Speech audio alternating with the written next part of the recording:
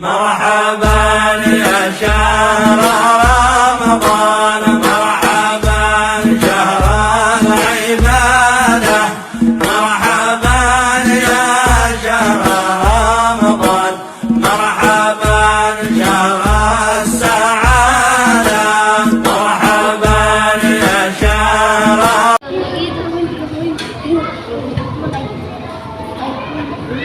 Assalamualaikum warahmatullahi wabarakatuh. Alhamdulillah nahmaduhu wa nusalli wa nusallimu ala rasulihil karim hamidan wa musalliyan wa musalliman asyhadu an la ilaha illallah wahdahu la syarika lah wa asyhadu anna sayyidana Muhammadan abduhu wa rasuluhu la nabiyya ba'dah. Allahumma salli wa sallim ala sayyidina Muhammadin sallallahu alaihi wasallam wa ala alihi wa ashabihi ajma'in.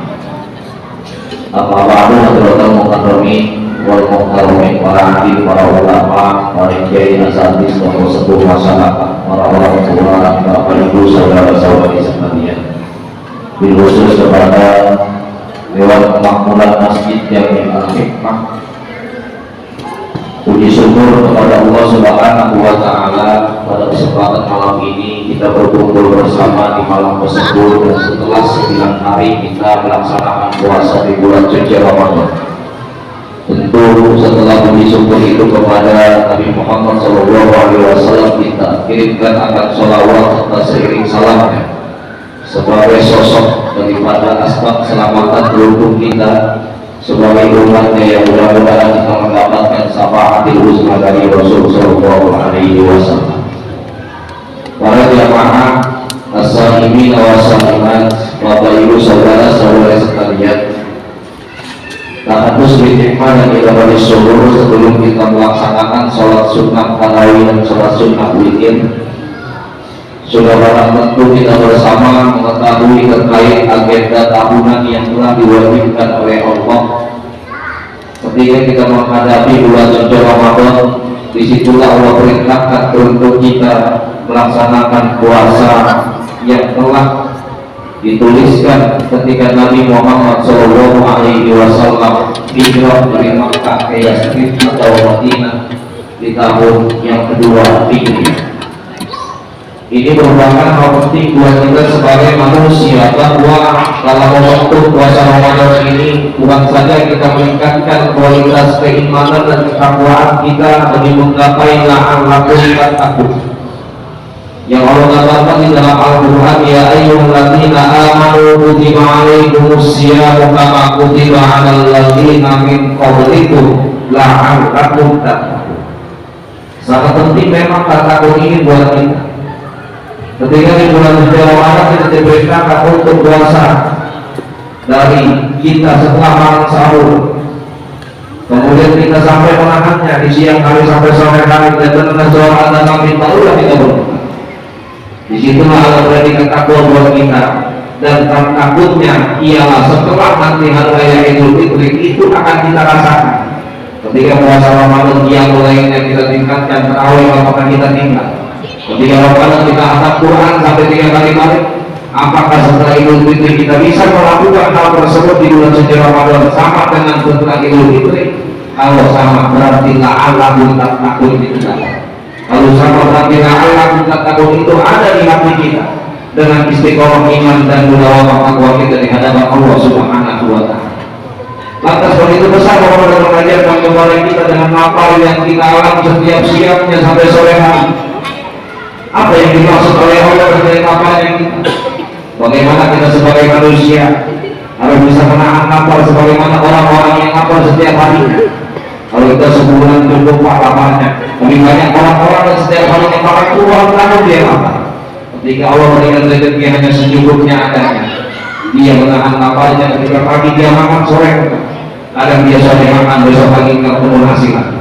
Kadang sore dia bisa ketemu nasi, besok pagi lagi dia kalau ketemu nasi lagi, bahkan sampai 3 hari 2 malam dia nggak ketemu nasi, nggak ketemu makan. Bagaimana Ramadan mengajarkan kita harus bisa merasakan laparnya, Karena orang-orang yang lapar itu ialah orang-orang yang selalu dikasihi oleh Allah. Dan bahkan Rasul sendiri gambarkan bahwa orang yang lapar selalu ingat kepada Allah Subhanahu wa Ta'ala.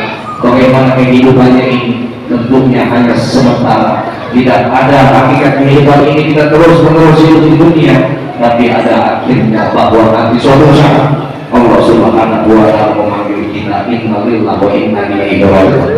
Oleh karenanya di bulan suci Ramadan, Bapak, Ibu, saudara-saudari sekalian, mari kita berikan daripada sebagian harta yang Allah berikan kepada kita, rezeki yang Allah berikan kepada kita, bahwa itu adalah titipan yang harus kita berikan kembali kepada orang-orang yang membutuhkan.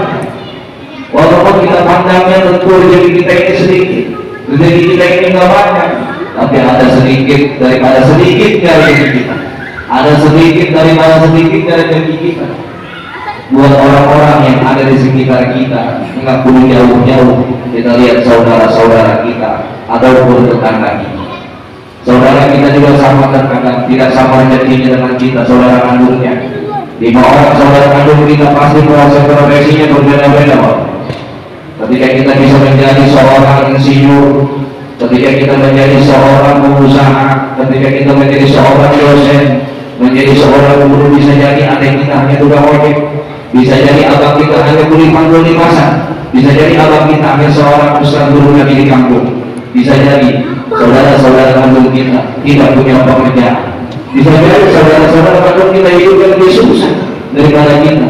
Oleh karenanya Allah perintahkan, wa mimma razaqnahum yunfiqun, kita berikan sebagian harta kita kepada orang-orang yang ada di sekitar kita, yang diutamakan ialah lingkungan keluarga kita, tetangga-tetangga kita, agak guru-guru yang jauh dulu, yang penting yang dekat-dekat aja dulu.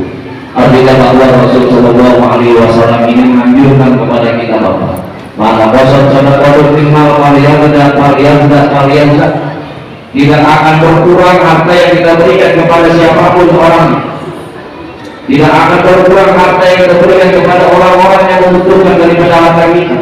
10.000 rupiah yang kita berikan begitu berharga bagi orang-orang yang memang ingin makan nasi bungkus atau makan buat anak-anaknya dia membeli beras. Daripada kita butuhkan begitu banyaknya, tidak akan terbawa daripada tubuh kita, tidak akan terbawa dalam lahan tubuh kita yang lahan yang begitu sempitnya. Bagaimana mungkin kita bisa membawa kepada kita ketika kita masuk di yang lahan yang kita hadapi ialah para malaikat. Pertanyaan-pertanyaan kubur, apakah dapat nikmat kubur atau azab kubur, itu teka-teki yang harus kita pecahkan semasa kita hidup di dunia. Kuncinya ada jawabannya di dunia ini. Bagaimana kita bisa menjadi orang-orang yang khairun nas, anfa'uhum linnas, berguna bagi siapapun yang ada di sekitar kita, baik diri kita, harta kita, pendapat kita, suaranya kita, ide pokok pikirannya kita, tenaga kita, maupun senyuman-senyuman kita dari kehadiran di tengah-tengah keluarga kita maupun di tengah masyarakat. Sekian, Allahumma billahi wa bihamdihi. Assalamualaikum warahmatullahi